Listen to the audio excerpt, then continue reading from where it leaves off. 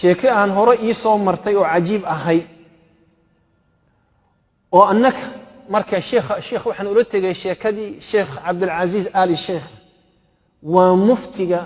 magaalada Sacuudi wadanka Sacuudiga ee mufti al-aam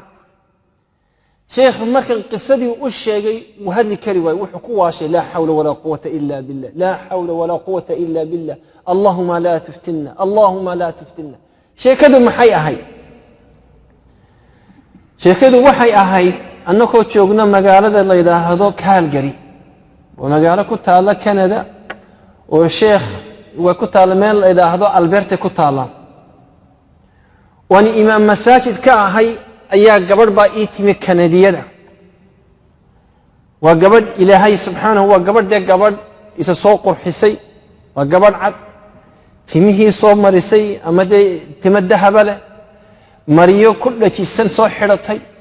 mariyo gaagaaban iyo kaba dhaadheer isku soo taagtay gabadhii markaa way ii timi waxaanu haynaa markas la yiraahdo Islamic Information Society of Calgary waa markas alfanaar lamida oo dadka gaalada doonaya inay islaamka wax ka ogaadaan aanu u furay gabadhii baa ii timi gabadhii markaa waan ka foorarsaday gabadhii bay igu tiri islaamka ii sharax islaamka ii sharax shantii rukun ee islaamka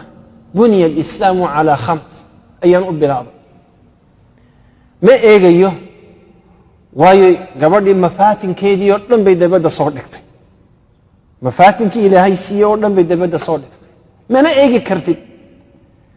gabadhii marna waxay tiraahdaa that is beautiful wa aad u qurux badantay Ilaahay baan ka hadlaa subhanahu wa ta'ala tawxiidka inuu Ilaahay keligii yahay inaan cid kale la caabudin inaanu Ilaahay halkan inala joogin inaanu Ilaahay inagu dhex jirin inaanu Ilaahay inaan lahayn inaanu Ilaahay reer lahayn inaanu Ilaahay way ka mabsuuda waxay tiri that is so beautiful waxay tiri qofkan ku hortaagan qofkaad moodaysid ma ihi waxay tiri anigu waxaan haan jiray nin gabadh baan isu bedel oo waxaan la baxan beertay waxaad arkaysid Ilaahay wixii qalabkii uu siiyana waan iska zuulay oo waan iska gooyay gabadh baan ahay Ilaahay dambiga may dhaafaya Ilaahay dambiga anigu markaa waxaan naxdin ayaa talab ma eegta mise waa dambi illa ma gabadhna ma aha ninna ma aha naagna ma haynika ma kor baad u eegta oo ba wajigaad aragta mise waa dambi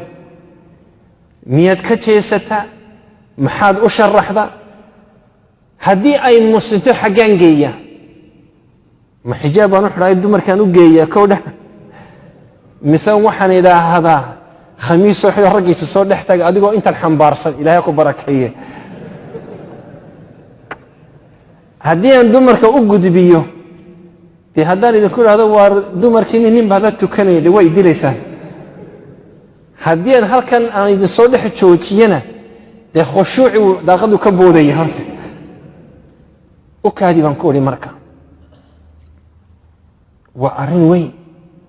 waa dambi Ilaahay laga galay subhanahu wa ta'ala khalqigi Ilaahay ku siiyay subhanahu nin buu ka dhigay nin buu ku abuuray qaraar baad gaadhay inaad dawooyin isku mudid inaad waxyaabo isku beertid inuu aaladii Ilaahay ku siiyay aad zuulsiad ka goysid inaad meel kale waxyaabo Ilaahay subhanahu wa ta'ala kugu talin baad dhex gashay bal u kaadi Ilaahay wuxuu ii hawl yareeyay inaan Sacuudiga tago marka waxaan la kulmay Abdullah al-Huqayl walaad la yiraahdo ani waa sheekh iigay muftigii uu geeyay مفتي بنقول يا فضيلة الشيخ حالة سدا ساجرتا فما الحكم وذاك انت نكفي لي انه فتوى السيو وضوخي مركاسون مرة رد الله قال أيعصي الله بهذه الطريقة ومساسة إلى هدم الله وقلها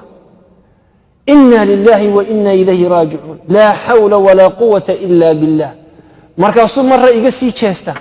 markaasuu wuu ignore gareeyay wadaadka halkaasaan ag fadhiyaa sheekha waxaan ku leeyahay sheekh qofku wuu isugayaa kanadan ku noqonaya iftina fi almas'ala sheekhu marka wuu iga aamusa wax allaalay wuxuu igu ilaahdo markan la hadlaba wuxuu idhaahdaa laa xawla walaa quwata illa billah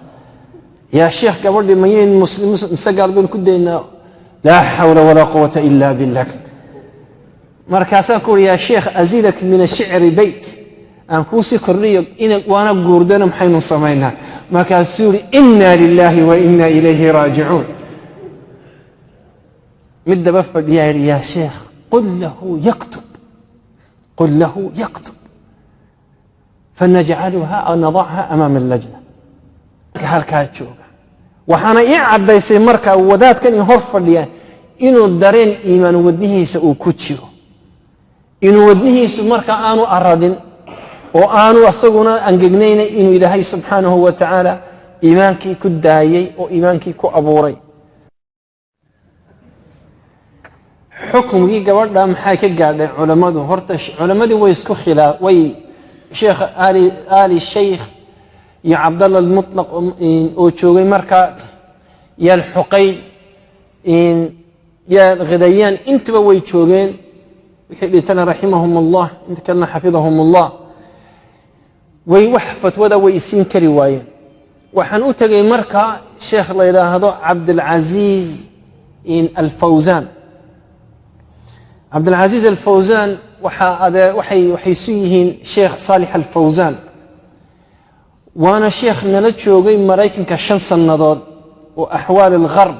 يا مشاكل كالغرب كتشيرة امشى السنوات لردح النولا مسألة دي مركا وحيري وحواجب إني قبرني سيدي وإلهي وأبوري اسكو عليسو ومركا وحن أيس جليسي اسكا صارتو إن اسكن مدو هرمونات كي لوغو تلاقى للذكور أو الذكورية مركا ميل هرمونس بعيد هذا مركا رجل نمدي وين السوء عليسا مركا إربدا اسكن مدانو إربدا هاني قد تميه بكتشريا عد كي بكتلقيا عد ناعم أو صافطة إن يتعامل مع هذا الإنسان سيديبان ولا معامل له مركا وحي في الوقت الحاضر وقت حاضر كأ وحي أسلق وإسينو حكم شرعي وأبنه قفك بين آدم كواصدح وذكر وأنثى يخنثى صدح داوي أما دوانين أما وقبر أما واللباب مركا وحي يديك لبابك مجلين كالرؤ إلهي سأمو أبورين أيضا يسكر بتواسق يسكر بجي لكن بحكم الظاهر كي حد يقفك الدنيا إنه مساجد يمادو ولا بد إنه مساجد يمادو وإنه قسم الدمركة لغو بيريا مركة قسم دمركة وإنه لغو بيريا حدو مركة عدكو وصون نغضو وهذا سلمان عودة حكم إن اللوع ديو أصلي يقفك والله أعلى وأعلى